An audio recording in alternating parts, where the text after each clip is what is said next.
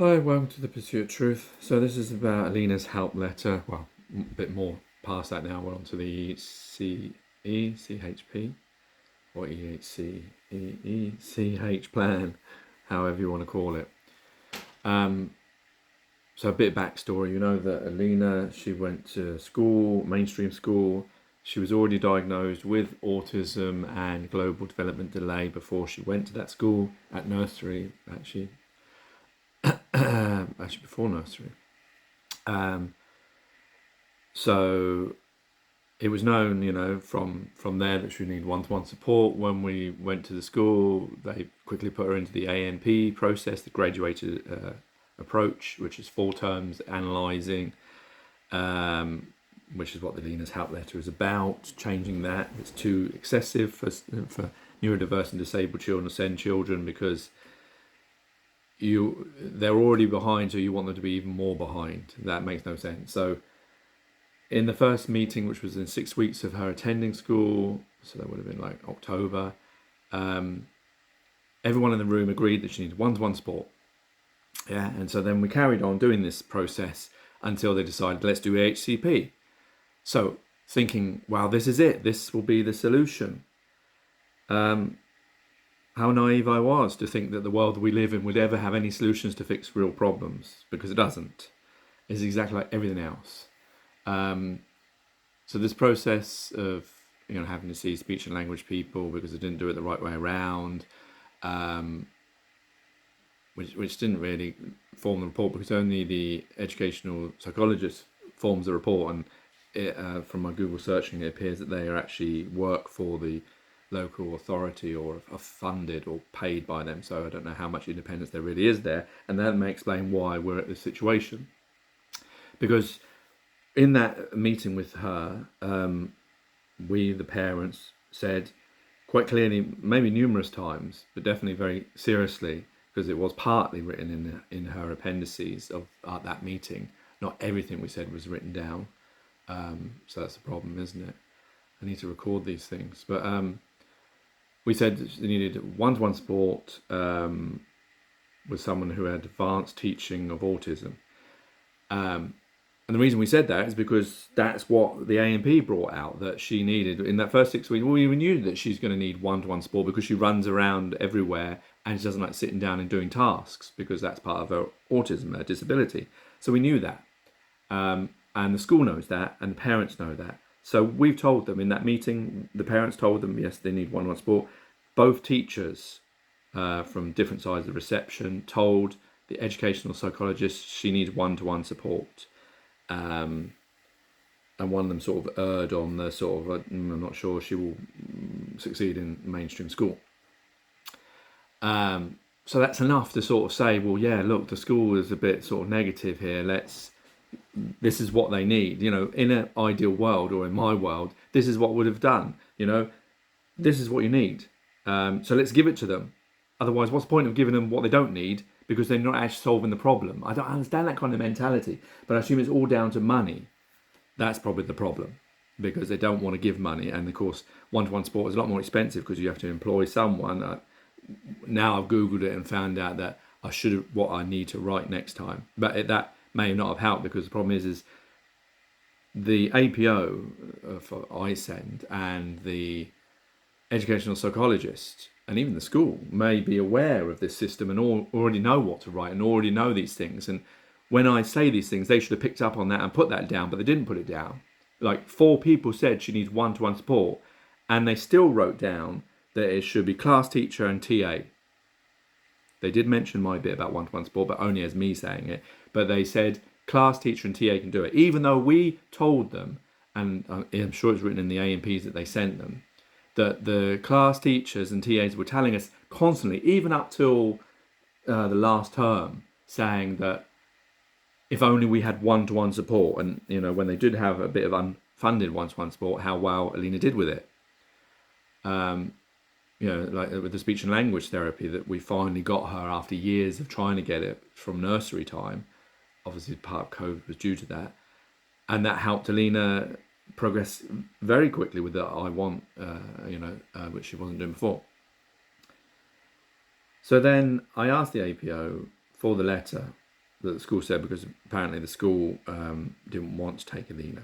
No surprise there. They've been very negative. Out of all the SEN people that we've ever worked with, from nursery, from paediatricians and all them, the SENCO and the inclusion and the head teacher are the most negative that I've ever come across within Alina's disabled SEN autistic journey. There's no like real, normally when you speak to them, even the educational psychologist was a lot more positive. And one of the teachers, like I've mentioned before, was very positive about Alina.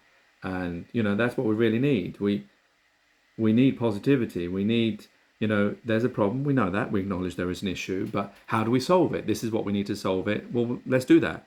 But what the LA have done, they've given 6,000 the school have to give. That's always the way it is. And they've given 7,000, which makes it 13,000, which is actually what the school costed that they paid unfunded for reception year. She's going into year 1 September. So they basically gave her the same amount of money, even though they told them, that hasn't been working. In this letter, which I'm going to read bits of it out, because this letter, I was surprised the APO sent it to me. I did ask to see it because I believe I should be able to see it. But obviously, because this is a letter between them and the school and the APO refusing Alina, it's fair game in a way because it is about Alina. But I'm not going to read it word for word, but I'm going to give you the gist of it so that makes it so there's no issue, because I don't know whether there would be an issue or not. Strangely, they've actually got the wrong head teacher at the top, because the head teacher's changed now. They didn't bother to check that. That's a bit, well, that says something, doesn't it? There's got the old teacher at the top of the letter. So they sort of say, despite their best efforts, they've tried, and they mention all these kinds of things. And they're planning for transition, and they've read the letter, and they said that there's 34% of the class have SEN needs, which is quite a lot, and they're trying to sort of say that like we've got so many already, 4 on A&P, and they've taken on another one for E.H.C.P. So that's why they're sort of saying, well, we can't take another one, even though they've taken one from outside. But I assume maybe that's not their choice, because when you name a school, it looks like the LA don't really give the schools much choice, because the reason why they don't give the schools much choice is because they don't have enough special schools, because a lot of these special schools, they don't take that many children, and there's not many of them, and so that's why they're keeping them in mainstream. That's where I've mentioned this before, how it's difficult to know what's the best thing to do, mainstream or special school, because the school will tell you mainstream because they don't want to deal with it, and the LA will say mainstream because they don't have enough special schools. So they sort of say that there's too much to do, and then they talk about, the word I didn't like that she used was assaulting other children, which she clarifies as hitting, kicking and biting. And I don't think that chose me. I suspect this is not written by the head teacher. I suspect a lot of this is written through the SENCO and inclusion, because I seem to remember they mentioned one word that I didn't like them using, because assault is like an adult word, and it's a very loaded word, and it's a criminal word. It's assaulting someone. I don't think kicking, biting and hitting any child, but especially a disabled child, is the right word to be using. So yeah, that's just, and talking about it, we know Alina has issues and other children have issues. And then they go on to say how many they have in the school and this, that and the other, and they're worried about that. They claim that the disruption and a TA left because of this, and the stress is putting on the school and they don't want to buckle. And yeah, well, I get that. But the thing is, like I would say, is that why this is a modern school. If you're going to set up a school, and this is maybe more the people that swale, is that if you're going to run a school, then you have to run a school for every child. You can't be, we're not living in the 1980s anymore.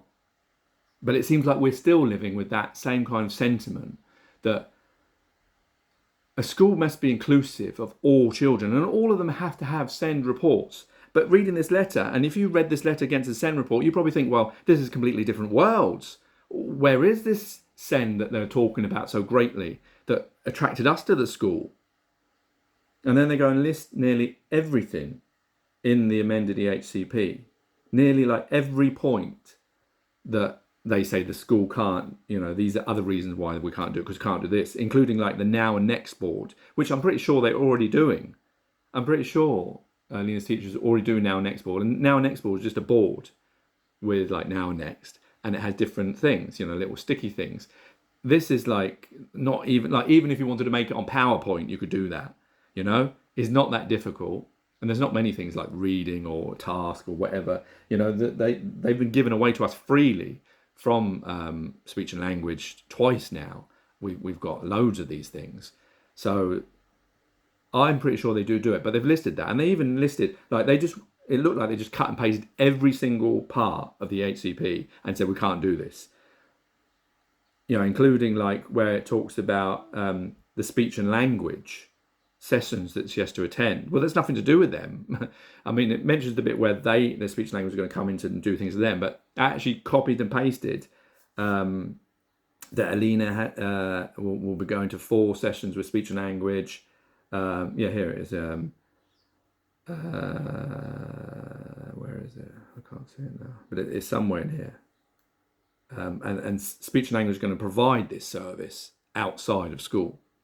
So it just looks like a copy and paste of everything. And to me, if I was the APO working there, I need to remember what APO stands for, then I'll be thinking, well, I need to check this school. Is this school actually good for SEN children? Like, it seems so negative.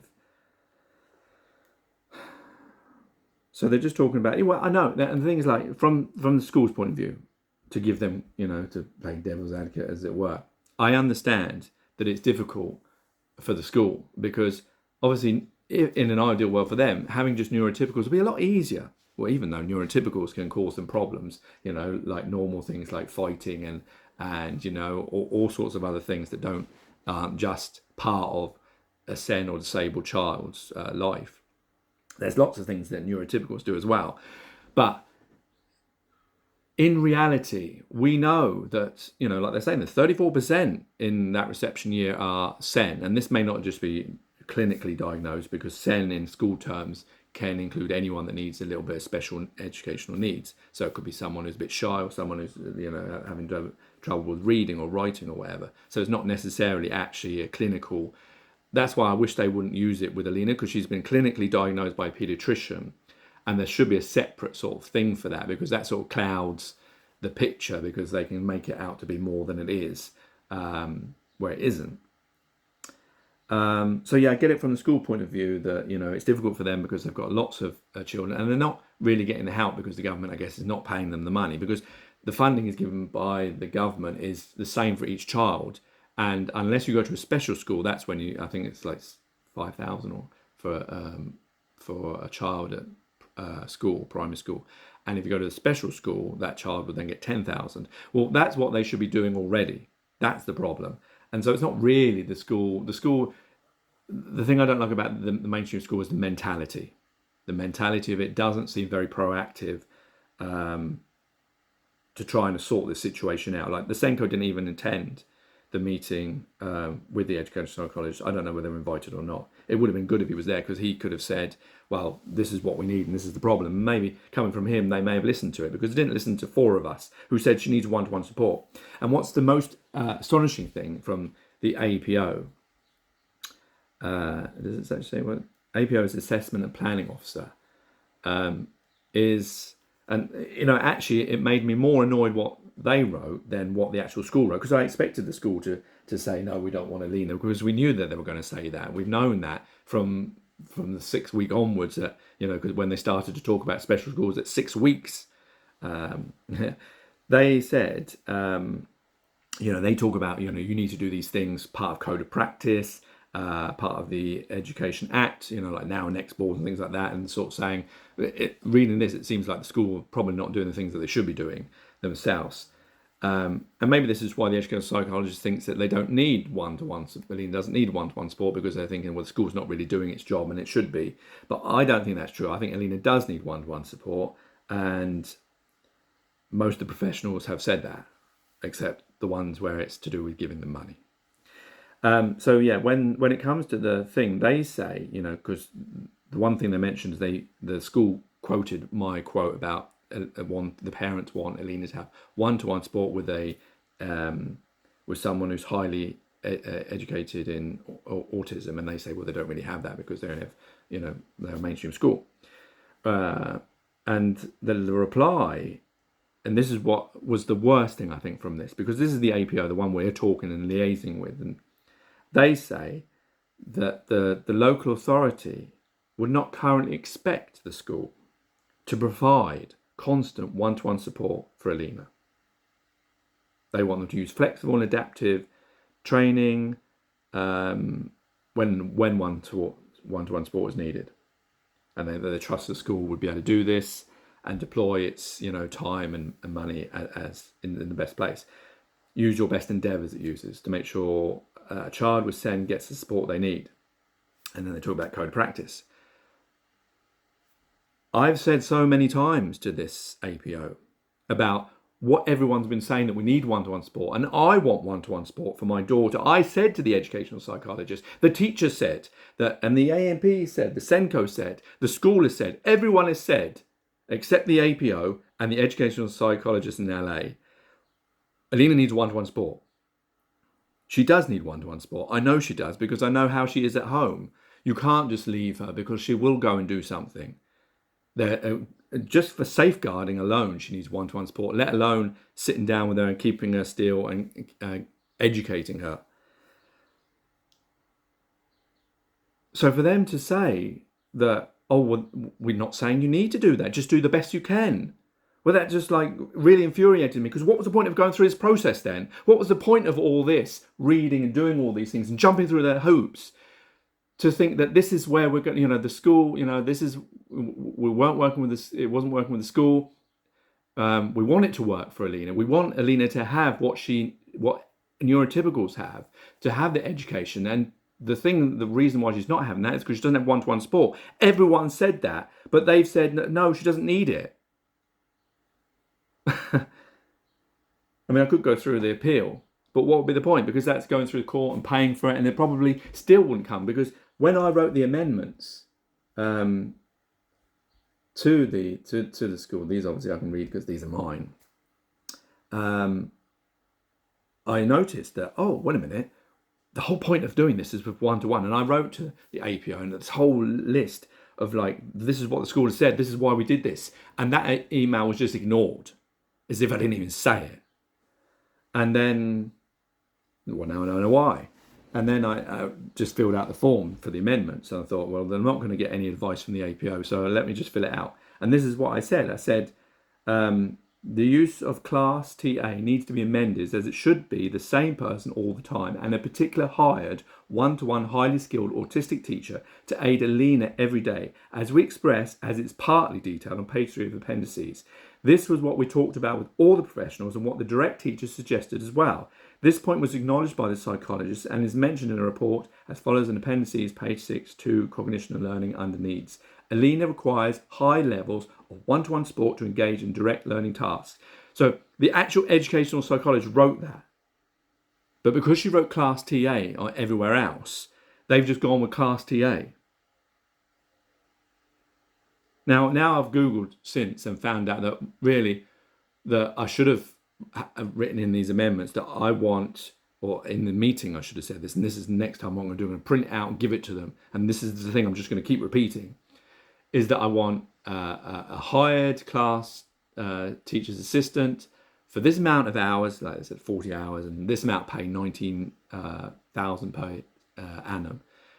That way, that's written down, and then the LA will have to pay that money minus the 6,000, and then they employ someone. But they know this. The educational psychologists must know this, because they write these things all the time. And I said it not only face to face, and the teacher said it, but in this, you heard me say it, and I even quoted her where she said that Alina needs high levels of one-to-one support to engage in directed learning tasks. So why are we not getting one-to-one support then, when we've all said it, and even the educational psychologist in her report says it? Because it doesn't make sense, because, well, obviously it's to do with money, isn't it? It's money, that's the real reason, because they don't want to spend 19,000+, because maybe they'd have to pay 19 plus the 7, that could be 20-something thousand. They either don't have the money or they don't want to spend the money.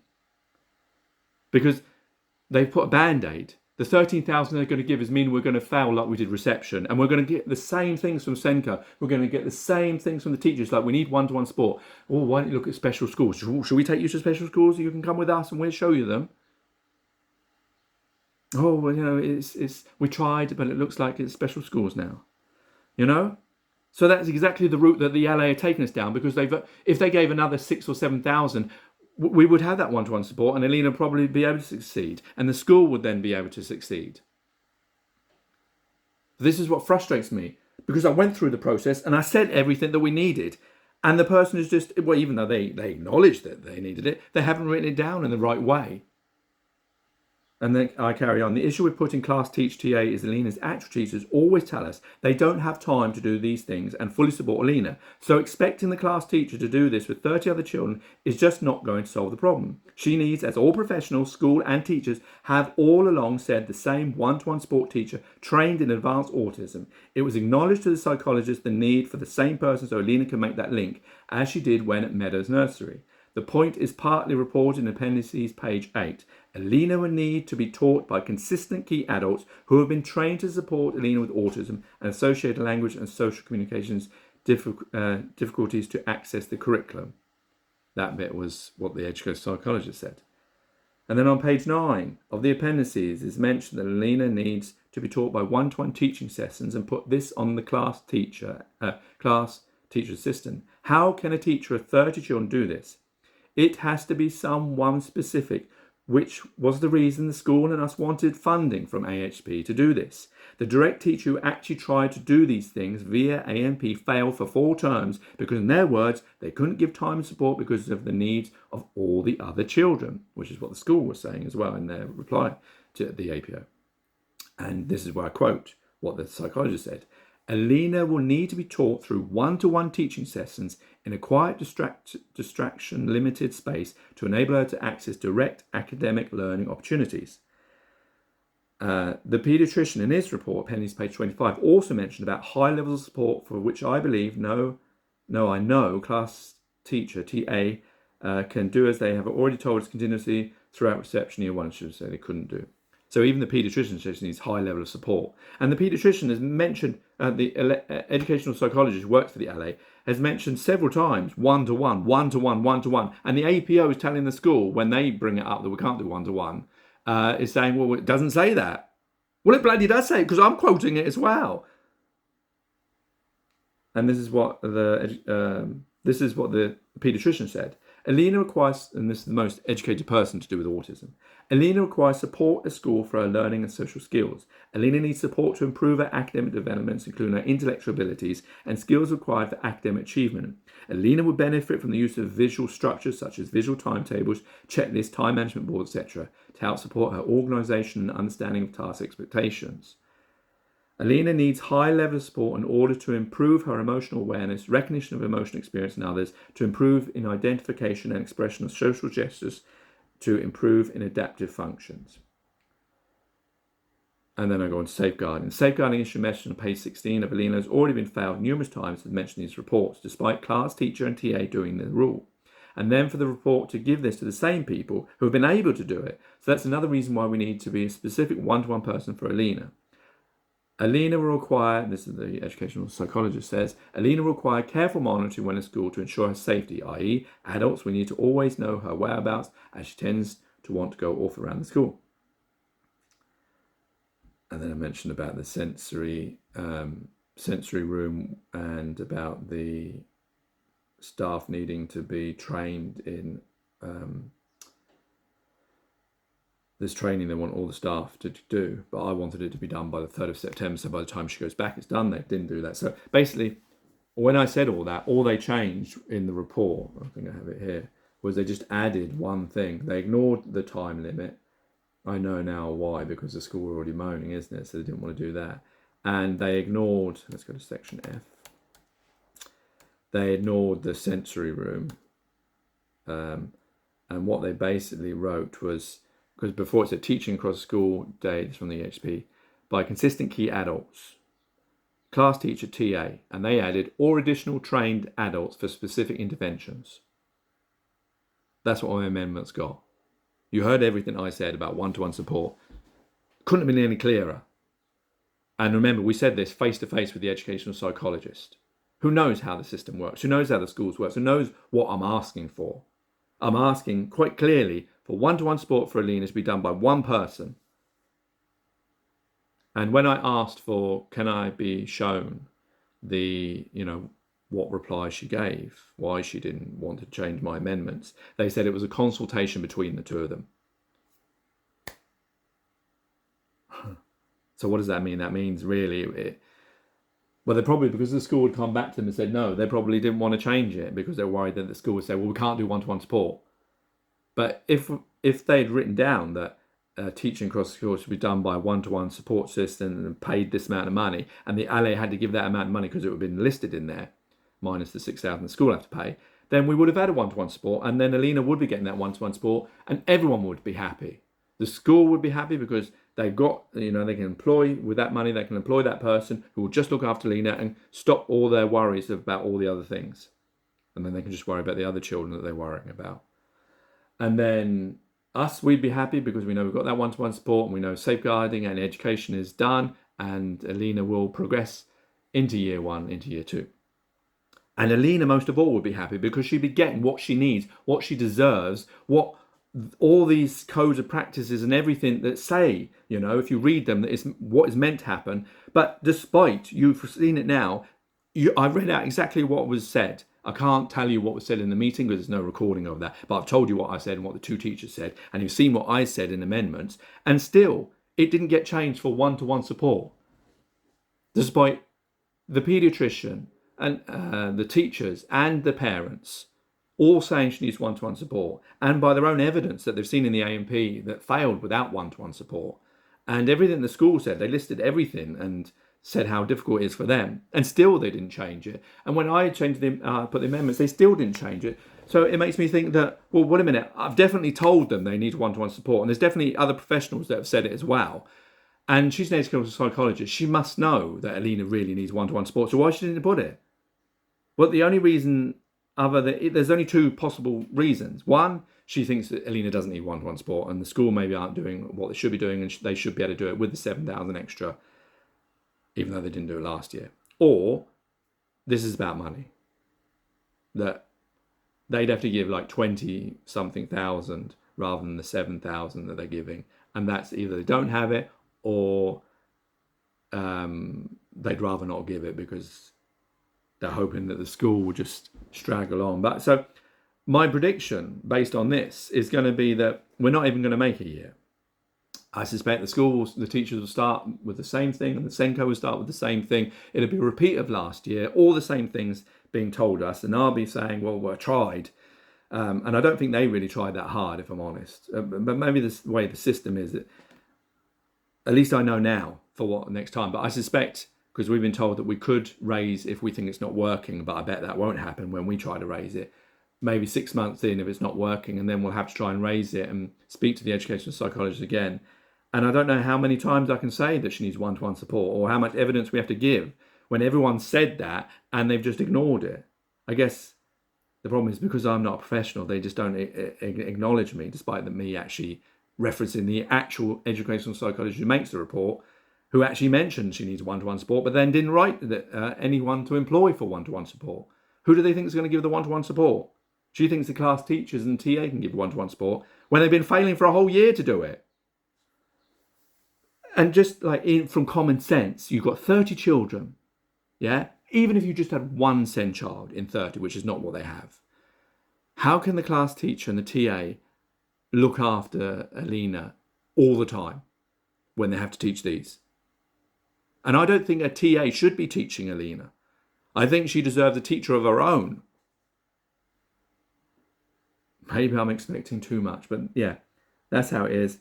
I've got it out. If you're going through this, please put your comments. There must be loads of us. And the problem is, I tried to get the graduated process changed. I've written to Department of Education and MPs and all sorts, and it's come to nothing. So You know, most time you think, wow, it's because people didn't try, and the people before that must have gone through the same thing as me didn't do anything about it, and that's why nothing's changed. But even if you do try and change it, it still doesn't change. So what's the point of all this then? What's the point when you've said what you need and you still don't get it? And who's going to lose out from it? Yeah, obviously the school and us, but mainly the main person who's going to lose out is Alina, because everyone knows what she needs. Everyone, including the educational psychologist who says she doesn't need it, has actually written down she does need one-to-one support. But even though now the APO have told the school, well, it doesn't actually say that, even though it does. And now Alina's going to lose out, isn't it? And this is what's going to happen. This will give ammunition to the school, the mainstream school, to turn around and say, well, it's not working, and then she has to go to special school.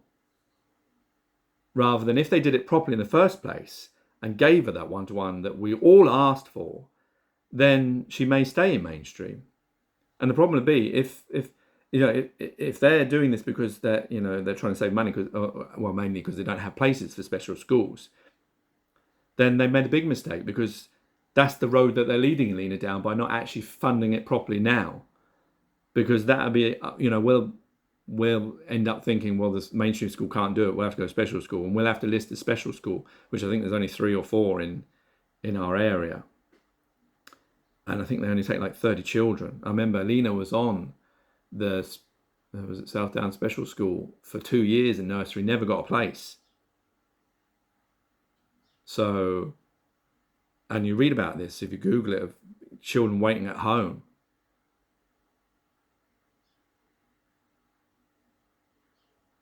But it's just so frustrating, because I've fighted for this. I've gone through the whole process. I said everything that needed to be said. I made it clear. And the people, who know have just decided, no, I don't think so. But at the cost of Alina, who's already, she can't speak for herself. She can't stand up for herself.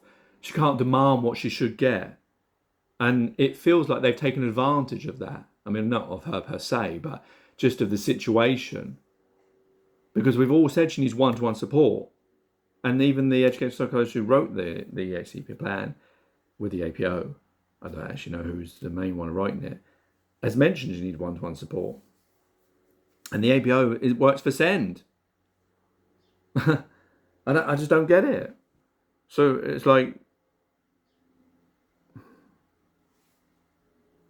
it's extremely frustrating to go through a process that's meant to fix something and that actually doesn't fix anything. It feels like the E.C.H.P is just a glorified A&P with a little bit extra money.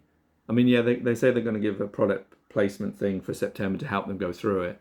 Hopefully we can talk to them and tell them about this. But the problem is it's only the only person who can change it is the educational psychologist. And how many more times can I say what I said? Even if I write it the proper way of like, I want it to be a one-to-one system, this amount of money, this amount of hours, still can just ignore it at the detriment for Alina's education. Anyway, that's my experience of going through E.C.H.P. Take it easy. God bless and peace.